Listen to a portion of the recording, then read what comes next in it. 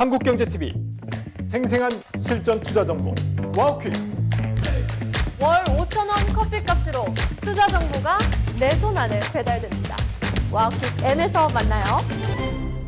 네, 계속해서 전반적으로 시장 상황 살펴보면서 투자 전략 세워보는 시간입니다. 오늘은 현대차증권의 김재승 연구위원 나오셨습니다. 어서 오세요. 안녕하십니까. 네, 최근에 AI 반도체 기업들이 많이 실적을 발표하고 있습니다. 오라클 약간 엇갈리는 실적, 브로드컴 같은 경우에는 긍정적인 실적 발표했음에도 불구하고 일각의 우려가 또 나오면서 시간을 거래해서 하락하지 않았습니까? 이 하락을 어떻게 받아들이고 계세요? 사실 잘 아시는 것처럼 브로드컴의 실적은 매출과 EPS 모두 다 시장 예상치를 상회했습니다. 그렇기 때문에 이런 것들은 단기적으로 한국 반도체 업종에 대한 불안감을 조금은 낮출 수 있을 것으로 보이고 있는데요.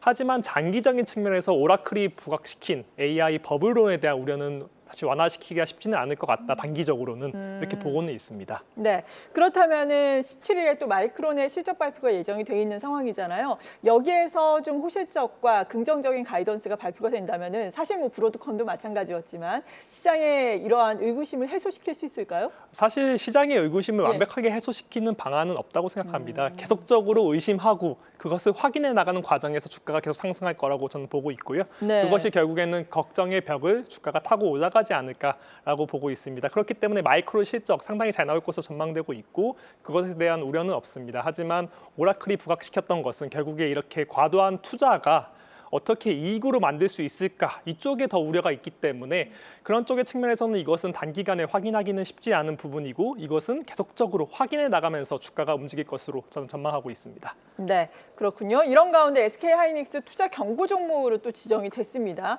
SK하이닉스라든지 삼성전자 내년에는 수요도 급증하고 실적도 좋을 것이다. 이런 데에는 다 이견은 없는 상황인데 지금은 어떻게 이와 관련해서 투자 전략을 세워야 될까요? 사실 저는 투자 전략적인 측면에서 봤을 때는 외국인 측면에서 더 중요하다고 보고 있는데 네. 사실 원달러 환율이 최근에 많이 상승했고 또 AI 버블론이 높아지면서 11월 달에 외국인이 14조 원 가까이 팔았었거든요. 코스피에 대해서. 그렇죠. 그 과정에서 반도체 업종도 약세를 보였었고요. 하지만 12월 특히 연말 연초로 가면서 원달러 환율이 조금은 변동성이 완화되는 과정에서 외국인이 전 들어올 수 있다고 보고 있기 때문에 수급적 측면에서 반도체 업종이 좀 더 좋아질 수 있는 환경이 연말 연초에 만들어질 수 있을 것 같다라고 보고 있습니다. 그렇기 때문에 수요가 좋고 매출이 잘 나올 것 같고 이런 것들은 당연히 전망되고는 있습니다. 하지만 수급적인 측면에서 불안했던 요소가 있었기 때문에 그런 것들이 연말 연초에 원달러 환율의 변동성 완화 과정에서 조금 나아질 거고 보고 있고 그렇기 때문에 외국인들이 사는 반도체 업종은 연말 연초에 다시 좋아지지 않을까라고 보고 있습니다. 네, 그렇다면 어제 FOMC 회의를 보더라도 기자회견을 통해서 시장은 이것이 덜 매파적이었다라는 평가를 하고 있는 상황입니다. FOMC 불확실성도 해소가 됐으니까 미국도 좀 산타랠리가 가능하겠습니까? 이 훈풍이 우리 증시까지 올까요? 사실 저는 산타랠리에 대해서는 상당히 좋게 보고 있습니다. 언제나 예. 연말 연초에는 산타랠리가 있어왔고 특히 네. 제니어리 이펙트라고 해서 1월 달에 상당히 강세를 보이는 모습도 존재하고 있고요. 그런 측면에서 봤을 때 저희가 봐야 되는 점은 결국에는 이것이 외국인의 관점에서 어떻게 보일 것인가가 중요한 것 같습니다. 결국에 산타랠리가 발생해서 어떻게 보면 이머징 마켓까지 어떻게 보면 훈풍이 전해져야지 결국에 한국 증시에 상당히 좋은 모습이 보일 수 있다고 생각하고 있거든요. 다시 잘 아시겠지만 개인이나 기관은 새로운 수급이 발생하기가 쉽지는 않습니다. 그 과정에서 외국인이 더 들어올 수 있는지가 상당히 중요한 요소인데 이런 특히 나스닥 쪽 그런 피라델피아 반도체 지수 이런 네. 것들이 강세를 보인다면 조금은 한국 증시에 유리한 쪽으로 발생할 수 있지 않을까라고 보고는 있습니다. 하지만 저는 미국 증시는 강세를 보일 것 같지만 네. 한국 증시가 어떻게 될지는 조금 다르게 보는 것이 맞지 않을까. 좀 더 한국 증시가 강세를 안 보인다는 측면이 아니라 약간 별개로 움직이는 경향이 있기 때문에 조금 다르게 보는 게 맞을 것 같습니다. 하긴 올해 들어서 미국 증시보다 좋았던 게 우리 맞습니다. 증시니까요. 어떻게 예. 보면 천수답 장세를 좀 벗어났다라고 맞습니다. 볼 수도 있겠고 정책 모멘텀도 기대를 해볼 수 있으니까 우리 증시는 좀 따로 놓고 보자라고 어떻게 보면 긍정적인 발언을 긍정적이라고 해주셨습니다. 보시면 될 것 네. 같습니다. 그런데 미국 같은 경우에 어제 점도표를 통해서 내년도 금리 인하 전망이 1회 정도로 나왔잖아요. 네. 물론 파월 연준 의장이 연방정부 셧다운으로 경제 지표가 바로바로 확인이 못 된 것도 좀 악재라는 뉘앙스의 발언을 하기도 했는데 내년에 금리 인하 전망을 어느 정도까지 개인적으로는 하고 계세요? 당사 같은 경우는 연준이 내년 2회 인하할 것으로 2회, 전망하고는 예. 있습니다. 사실 이렇게 연준의 점도표는 1회 전망을 발표했었는데요. 그게 아닌 이유는 결국에는 어떻게 보면 제한적인 경제 지표 하에서 연준이 그렇게 발표한 것이다. 하지만 연준이 말했던 것처럼 결국에 물가가 하방 압력을 보이고 또한 고용 지표가 악화된다면 사실 2회까지도 가능할 것으로 보이고는 있습니다. 사실 뭐 점도표에는 내년 1회 그 다음에 또 1회 인하를 네, 전망하고 있거든요. 그렇죠. 하지만 시장은 조금 더 빨리 반영해서 내년 2회를 인하하고 그 다음에는 멈추지 않을까라고 보고 있습니다. 하지만 그 시점이 중요한데요. 시점은 내년 상반기는 아니고 내년 하반기로 전망하고 있습니다. 왜냐하면 결국에 기준금리 인하에 대한 효과를 좀 더 확인하는 게 상반기라고 될 수 있을 것 같고 또 파월 의장이 5월에 퇴임하잖아요. 그 그렇죠. 이후에 새로운 의장이 와고 나서 어떻게 보면 의사결정을 할 수 있는 환경을 만들어주고 가지 않을까. 그렇기 때문에 기준금리 인하 시점은 하반기에 좀 있지 않을까라고 보고 있습니다. 네, 뭐 경기가 좋아서 기준금리 인하를 안 한다라고 한다면 긍정적일 것으로 보여집니다. 미국 성장률 전망도 내년에 기존 1.8%에서 2.3%로 상향 조정을 했는데 이에 따라서 골디락스 경기 그리고 증시 상승 연계해서 생각을 해볼 수 있을까요? 상당히 저는 좋게 보고 있습니다. 네. 미국은 완전히 골디락스에 들어와 있다고 저는 보고 있고요. 이미, 네. 결국에는 미국의 경제 지표 상당히 좋게 보고 있잖아요. 연준조차도 상당히 좋게 보고 있는데 물가는 이런 관세가 일회성으로 물가 상승 압력으로 작용한다고 전망하고 있기 때문에 결국에는 물가 상승 압력도 낮아질 것으로 전망하고 있습니다. 그런데 왜 연준이 기준금리를 인하하냐? 결국에는 고용 지표가 악화되고 있다라는 점에서 연준이 기준금리를 인하하고 있는 것이거든요. 그렇기 때문에 경기는 상당히 좋고 물가는 하락하지만 고용 지표 때문에 기준금리를 인하한다는 측면에서 사실상 저는 골디락스에 들어와 있다고 저는 전망하고 있고 이것은 자본시장, 특히 주식시장에는 상당히 좋은 환경이다라고 볼 수 있을 것 같습니다. 그렇기 때문에 이럴 때일수록 장기적인 관점에서는 주식을 사는 것이 맞다고 생각합니다. 네.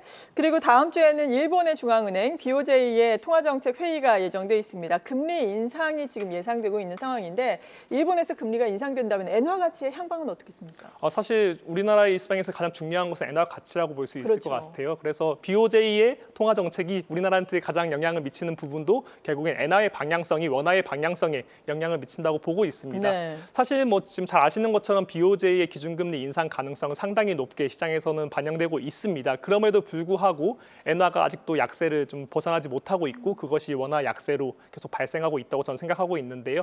결국에 BOJ가 과감하게 금리 인상을 하고 매파적인 모습을 보인다면 조금은 이런 엔화 약세 환경이 조금 완화되지 않을까라고 보고는 있습니다. 그것이 결국에는 우리 투자자들 관점에서는 원화 강세로 나타난다면 결국에 외국인이 더 들어올 수 있고 또한 주식 시장에도 좋은 환경이 만들어질 수 있지 않을까. 사실 우리나라 시장의 가장 불안한 요소 중 하나가 네. 결국에 원달러 환율에 있고 이것이 좀 완화될 수 있는 환경은 엔화가 좀 강세를 보이는 것이 중요하지 않을까라고 보고 있습니다. 네. 그런데 엔화가 강세를 보이면서 원화도 지금보다는 강세를 보이더라도 우리 한국은행 같은 경우에는 뭐 경기라든지 부동산 여건을 봤을 때 쉽게 환율을 움직일 만한 상황은 여전히 아닌 거죠. 사실 한국은행은 뭐 통화 정책을 특히 기준금리 인하를 할 수 있는 여력은 전혀 없다고 보고 있습니다. 네. 완전히 내년까지 동결로 전망하고 있고요. 그 이유는 결국에 이번 11월 금통위에서 조금 더 매파적인 가이던스를 보여왔었고 거기에 이런 집값, 환율, 경기, 물가 모두 다 어떻게 보면 인하보다는 동결로 갈 수 있는 그렇죠. 환경밖에 될 수 있지 않을까. 한마디로 한국은행이 행동할 수 있는 보폭이 상당히 좁아졌다고 할 수 있을 것 같습니다. 네. 그리고 정책에 대한 기대감이 있다라고 앞서서 말씀을 드렸는데 지금 정부 같은 경우에는 민주당이 특히나 연내 3차 상법 개정안 처리 방침을 계속해서 이야기를 하고 있는 상황이잖아요. 경제계 같은 경우에는 자사주 소각 의무화가 약간은 부담이 될 수도 있는 부분인데 이 부분에 대한 평가는 어떻습니까?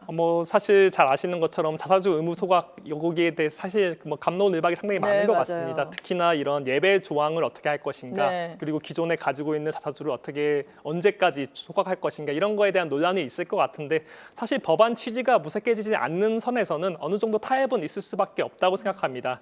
하지만 저는 2026년의 중요한 점은 2025년이 이런 토양을 만드는 법적인 개정에 있었던 해라고 본다면 2026년에는 투자 전략적 측면에서 봤을 때 이젠 기업들이 실제로 이런 법안을 얼마나 잘 지키는 기업과 안 지키는 기업들 나눠질 거라고 생각하고 있거든요. 네. 당연히 법안은 어떻게 보면 큰 가이던스라고 생각하면 될 것 같고 그 안에서 실질적으로 행동을 소액 주주들을 어떻게 권리를 챙겨주고 소통을 잘 하는 기업들과 아닌 기업으로 나눠질 거라고 생각하고 있거든요. 그렇기 때문에 그런 기업들을 잘 찾아서 투자하는 것이 수익률에 상당히 중요할 것으로 보고 있습니다. 한마디로 말해서 이러한 법안이 통과됐던 건 2025년이고 2026년에는 결국에 이런 것들을 잘 지키고 소통하는 기업들 중심으로 증시가 더 올라갈 수 있는 여력이 있을 것 같고 그런 종목들을 잘 찾아내는 것이 중요할 것 같다라고 보고 있습니다. 네. 지키는 기업은 지키는 걸 보고 나서야 알게 되는 거잖아요. 미리 좀 선정을 할 수 있는 뭐 기준이라든지 옥석 가리기를 어떻게 할 수 있을까요? 사실 뭐 IR 네. 자료나 아니면 얼마나 이 IR 그런 담당자들이 얼마나 소통을 잘 하는지 그쪽에서 이미 드러날 수 있다고 보고 있습니다. 예.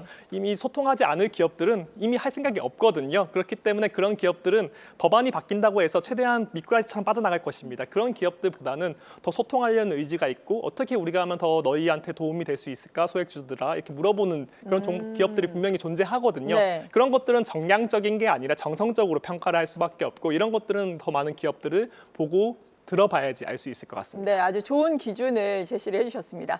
그리고 아무래도 코스닥 활성화 정책에 대한 기대가 개인 투자자 여러분들에게는 클 것 같은데 올해 말에 좀 발표가 될 것으로 지금 예상이 되고 있는 상황입니다. 여기에 대한 기대감은 개인적으로 어떠세요? 사실 뭐 국민성장펀드도 그랬고 네. 뭐 코스닥 활성화 정책 이런 것들 나올 수 있을 거라고는 보고 있습니다. 하지만 약간은 조금 기대감을 저는 좀 뒤로 보고 있습니다. 그 이유가 왜 그런가 하면 사실 뭐 가장 큰 기대감은 연기금이 돈이 들어오지 않을까 이런 쪽의 측면이잖아요. 네. 하지만 연기금이 지금 제가 생각했을 때는 정부와 연기금이 환율 쪽으로 가장 더 크게 대응을 하고 있는 것 같아요. 그런 과정에서 또 코스닥까지도 대응을 시키겠다 이런 거는 조금은 정부 차원에서도 부담이지 않을까. 한마디로 정책에 너무 많이 국민연금이나 연기금을 끌어온다는 측면에서 봤을 때 지금은 더 환율이 중요하기 때문에 환율적으로 대응을 하고 그 다음에 여유가 생기면 좀 코스닥 활성화 정책에도 국민연금이 배분을 늘리도록 이렇게 할 수 있지 않을까라고 보고 있고 네. 그렇기 때문에 하반 좀 내년 초 넘어가서 뭐 세제 혜택과 연기금의 이런 코스닥 배분 확대 이런 것들이 나타난다면 좀 더 그때는 기대감이 높아지지 않을까라고 생각하고는 있습니다. 네, 그래서 필요한 투자 전략, 그래서 볼 수 있는 업종은 어떤 게 있을까요? 마지막으로 정리를 해볼까요? 사실 뭐 아까 앞에서 말씀드렸던 네. 것처럼 결국에는 연말 연초에 가장 중요한 것은 외국인 수급이라고 생각하고 있습니다. 원달러 환율이 1,470원 선에서 조금씩 내려오는 과정에서 외국인이 더 들어올 수 있는 환경이 될 수 있다고 저는 보고 있거든요. 그렇기 때문에 외국인들이 좋아하는 업종과 종목에 투자를 해야 된다고 저는 보고 있습니다. 그것이 무엇이냐? 대형주와 반도체 업종이라고 생각하고 있거든요. 그렇기 때문에 이런 투자를 대형주와 반도체 중심으로 가져가는 것이 연말 연초에는 맞지 않을까라고 보고 있습니다. 네, 산타랠리를 기대를 하면서 대형주와 반도체 중심의 투자 전략이 여전히 필요하다라는 평가였습니다. 현대차증권 리서치센터의 김재승 연구위원이었습니다. 고맙습니다. 감사합니다. 계속해서 다양한 경제 이슈를 알고 싶다면 구독과 좋아요, 알림 설정 부탁드립니다. AI 캐스터 권미정이었습니다.